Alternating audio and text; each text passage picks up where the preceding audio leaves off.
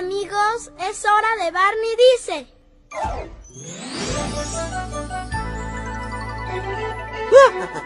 Hola de nuevo a todos mis amigos. Me alegra que hayan venido a jugar. Nuestra diversión y aprendizaje nunca terminan. Esto es lo que les vine a enseñar.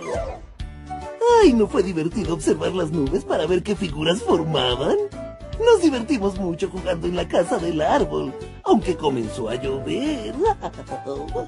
Imaginamos que la lluvia estaba hecha de caramelos, helados y chocolate. ¡Qué delicia!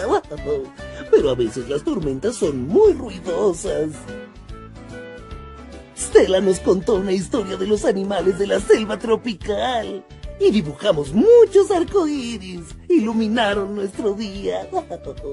¡Ay, me encanta ver un arcoíris! Y recuerden, los quiero mucho.